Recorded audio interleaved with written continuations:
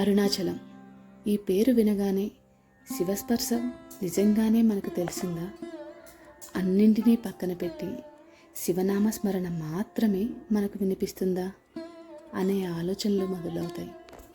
నేను అన్నానని కాదు, అక్కడికి వెళ్ళి వచ్చిన వారిని అనుభూతి పొందారా అని అడిగి చూడండి. అవుననే ఆన్సరే ఎవరైనా ఎలాంటి వారైనా ఇచ్చేది. హాయ్, హలో, నమస్తే, welcome back to our channel siblings talk. ఎలా ఉన్నారు అందరూ? మేము చాలా బాగున్నాము. ఫ్యామిలీతో అరుణాచలం వెళ్తున్నాము. ఈ ట్రిప్ ఎప్పుడో వెళ్ళవలసింది, ఫైనల్గా ఇప్పుడు కుదిరింది. మా అత్తయ్య గారికి ఎప్పటి నుండో ఫ్యామిలీతో అరుణాచలం వెళ్ళాలని కోరిక. చాలాసార్లు ప్లాన్ చేశాము. మా వదినికి లీవ్ దొరికినప్పుడు మా ఆయన బిజీగా ఉండేవారు, మా ఆయన ఫ్రీగా ఉన్నప్పుడు మా వదినికి లీవ్ ఉండేది కాదు. ఈ అన్నా చెల్లెలు ఇద్దరూ రెడీ అనేటప్పటికి ఇంకొక రీజన్ రెడీగా ఉండేది, నేనున్నా మీరు ఆగండి అని. అవన్నీ దాటుకొని ఈ వాళ్ళకి అరుణాచలేశ్వర దర్శనానికి శివయ్య పర్మిషన్ వచ్చింది. హైదరాబాద్ నుండి అరుణాచలం మనకి 700 కిలోమీటర్స్ వస్తుంది. కర్నూలు నుండి టువర్డ్స్ మనకి కర్ణాటక నుండి ఒక రూట్ ఉంది, అలాగే వెల్లూరు నుండి ఇంకొక రూట్ ఉంది. వెల్లూరు నుండి వెళ్ళినట్లయితే మనకి తుంగభద్ర నది కూడా కనిపిస్తుంది. మేము వెల్లూరు నుండే వెళ్ళాము. ఇక్కడ మీకు కనిపిస్తుంది కదా తుంగభద్ర నది.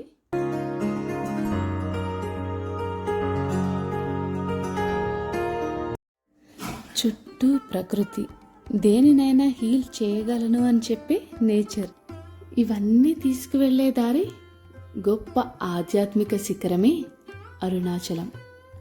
నాకు వెళ్తున్నంతసేపు అనిపించిన సంగతులు ఇవే. అరుణాచలం, ఇక్కడ విశిష్టతలన్నీ మీకు పూర్తిగా చూపించి మిమ్మల్ని ఇక్కడి వరకు తీసుకురావాలన్నది నా ఐడియా. అందుకే సింపుల్గా కాకుండా సిరీస్గా చేయాలని అనుకున్నాను. సో నెక్స్ట్ వచ్చే అరుణాచల వీడియోస్ అన్నీ మిస్ అవ్వకుండా చూడండి.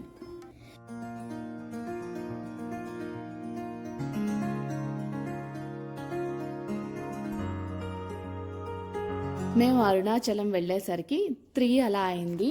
మేము రూమ్స్ ముందుగానే శివ సన్నిధిలో బుక్ చేసుకున్నాం. ఇది రమణ మహర్షి ఆశ్రమానికి టెంపుల్కి దగ్గరలో ఉంది. ఇందులో per person 500 per day charge చేశారు, including breakfast, lunch and dinner. So వెళ్ళిన వెంటనే చెక్ ఇన్ అయిపోయి కాసేపు రెస్ట్ తీసుకుని రమణ మహర్షి ఆశ్రమం చూడడానికి బయలుదేరాము. రమణ ఆశ్రమం తిరువనై రైల్వే స్టేషన్ నుండి 3.5 కిలోమీటర్స్, అలాగే బస్ స్టాండ్ నుండి 3.5 కిలోమీటర్స్, అదే అరుణాచలేశ్వర ఆలయం నుండి 2 కిలోమీటర్స్ దూరంలో ఉంటుంది. ఇక్కడ ఆటో వాళ్ళు 50 నుండి 200 వరకు ఛార్జ్ చేస్తారు. Based on distance and per persons మారుతుంది. మేం వెళ్లే దారిలో మనకి వినాయకుడి గుడి కనిపిస్తుంది. గిరి ప్రదక్షిణ చేసేవాళ్ళు ముందుగా వినాయకుడిని దర్శించుకొని గిరి ప్రదక్షిణ స్టార్ట్ చేస్తారు. ఈ వినాయకుడి గుడి దగ్గర దండం పెట్టుకొని గుంజీలు తీస్తుంటే వాళ్ళ బావ అన్నయ్యని చూసి రూహి కూడా ట్రై చేసింది. పాపం దానికి సరిగా రాలేదు, అందుకే ఆగిపోయింది. ఇక్కడ నుండి కొద్దిగా ముందుకు వెళ్తే రమణాశ్రమం ఉంటుంది. ఆశ్రమంలో ఎంటర్ అవుతూనే లెఫ్ట్ సైడ్ చెప్పుల స్టాండ్ ఉంటుంది. దీనికి మనం అమౌంట్ ఏమీ పే చేయని అవసరం లేదు. ఆశ్రమం లోపలికి చెప్పులు వేసుకొని వెళ్ళకూడదు. ఇక్కడ మీకు కనిపిస్తుంది కదా, ఇది 400 ఏళ్ల నాటి విప్ప చెట్టు. ఈ ఆశ్రమం అరుణాచల కొండ పాదాల చెంత ఉంటుంది. రమణ మహర్షి గారు వాళ్ళ అమ్మగారితో చిన్న తమ్ముడితో ఇక్కడే నివసించేవారు. రమణ మహర్షి వాళ్ళ అమ్మగారు చనిపోయిన తర్వాత ఆవిడ సమాధి దగ్గర ఈ ఆశ్రమాన్ని స్థాపించారు. రమణ మహర్షి కాలం చేసే వరకు ఇక్కడే నివసించారు. ఆయన తర్వాత వాళ్ళ తమ్ముడు ఈ ఆశ్రమ బాధ్యతలు చూసుకునేవారు. ఇప్పుడు వాళ్ళ వారసులు చూసుకుంటున్నారు.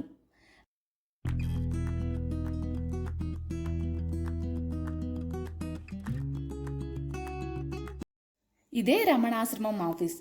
ఈ ఆశ్రమంలో స్టే చేయాలనుకునేవారు ఇక్కడే రూమ్స్ బుక్ చేసుకోవాలి. మినిమం 30 డేస్ ముందుగానే రూమ్స్ బుక్ చేసుకోవాలి. ఇక్కడ ఫుడ్ అండ్ రూమ్స్ ఎటువంటి ఛార్జ్ చెయ్యరు, బట్ రూమ్స్ దొరకడం చాలా కష్టం. ఇక్కడికి మనం వెళ్ళినప్పుడు చాలా నిశ్శబ్దంగా ఉండాలి, ఎందుకంటే లోపల అందరూ ధ్యానం చేస్తూ ఉంటారు. మన మొబైల్ సైలెంట్లో కానీ లేదంటే స్విచ్ ఆఫ్ చేసి పెట్టుకుంటే ఇంకా మంచిది. ఇదే రమణ మహర్షి వారు తుది శ్వాస వదిలిన ప్రదేశం. ఇందులో రమణ మహర్షి ఉపయోగించిన వస్తువులు మనం చూడవచ్చు. ఇప్పుడు మీరు చూస్తున్నది మాతృభూతేశ్వర్ ఆలయం. దీనిలో ముందుగా ఒక హాల్ ఉంటుంది. ఇందులో రమణ మహర్షి ఏకశిలా విగ్రహం ఉంటుంది. ఈ హాల్ నిర్మించిన కొన్ని నెలలు మాత్రమే రమణ మహర్షి జీవించారట. ఈ హాల్ నుండి లోపలికి వెళితే మాతృభూతేశ్వర ఆలయం ఉంటుంది. ఈ ఆలయాన్ని రమణ మహర్షి తల్లి అయిన అలంమాల్ సమాధిపై నిర్మించారు. ఈ పక్కనే రమణ మహర్షి వారి సమాధి ఉంటుంది. ఇక్కడ ఉదయం 6 గంటలకి అలాగే సాయంత్రం 6 గంటలకి ఆరాధన ఉంటుంది. వీలైతే ఆ టైంకి అక్కడ ఉండేలా వెళ్ళండి, చాలా బాగుంటుంది. ఇప్పుడు ఇక్కడ మీకు కనిపిస్తుంది కదా, ఇక్కడ అన్ని రమణ మహర్షి ఫోటోగ్రాఫ్స్ ఇంకా ఆయనకు సంబంధించినవి ఉంటాయి.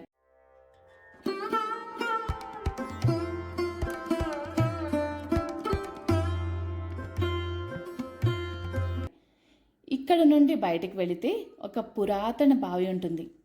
దీని పక్కనే మెడిటేషన్ హాల్ ఉంటుంది. డిస్టర్బెన్స్ లేకుండా డీప్గా మెడిటేషన్ చేయాలనుకునేవారు ఈ హాల్లో చేసుకుంటూ ఉంటారు.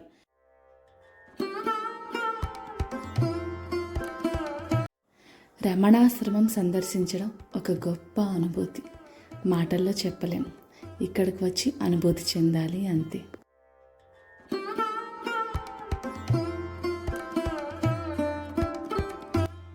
ఇక్కడ నుండి కొంచెం ముందుకు వెళితే రమణ మహర్షి వారు మోక్షం ప్రసాదించిన జంతువుల సమాధులు చూడవచ్చు. ఇది రమణ మహర్షి వారు మోక్షం ప్రసాదించిన ఆవు సమాధి. దీని పేరు లక్ష్మి. ఇది రమణ మహర్షి వారు మోక్షం ప్రసాదించిన కుక్క సమాధి. దీని పేరు జాకి. ఇది కాకి సమాధి. అలాగే ఇది రమణ మహర్షి వారు మోక్షం ప్రసాదించిన జింక సమాధి. దీని పేరు వల్లి.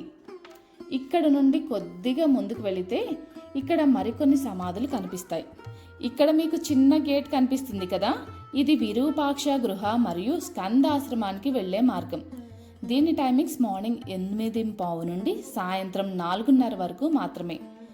ఈ ఆశ్రమానికి రాకముందు రమణ మహర్షి ఈ 2 ప్రదేశాలలో నివసించేవారు.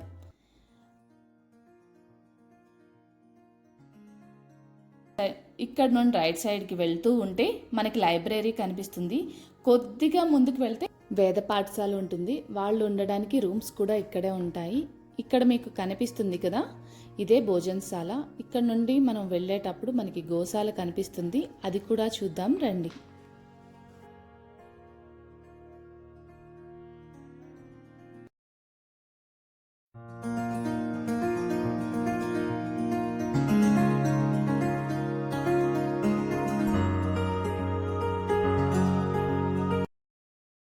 ఇది రమణ మహర్షి ఆశ్రమానికి సంబంధించిన బుక్ స్టోర్. ఇక్కడ రమణ మహర్షికి సంబంధించిన బుక్స్తో పాటు ఆయన ఐడియాలజీకి సంబంధించిన బుక్స్ కూడా లభిస్తాయి.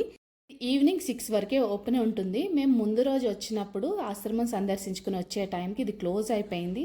సో నెక్స్ట్ డే మళ్ళీ వచ్చి బుక్స్ తీసుకుని వెళ్తున్నాము. అండ్ ఇక్కడ డొనేషన్ చేసిన వాళ్ళకి వాళ్ళు కొన్ని బుక్స్ ఇవ్వడం అయితే జరుగుతుంది. మా పిల్లలకి ఇక్కడ బుక్స్ చాలా బాగా నచ్చాయి. వాళ్ళకి నచ్చిన బుక్స్ సెలెక్ట్ చేసుకొని మరి కొనుక్కున్నారు. ఐ హోప్ మీకు మా వీడియో నచ్చింది అనుకుంటున్నాను. అరుణాచలానికి సంబంధించిన మరిన్ని ఇంట్రెస్టింగ్ వీడియోస్ కోసం మా ఛానల్ సబ్స్క్రైబ్ చేసుకోండి. ఈ వీడియో నచ్చినట్లయితే లైక్ చేయండి, షేర్ చేయండి.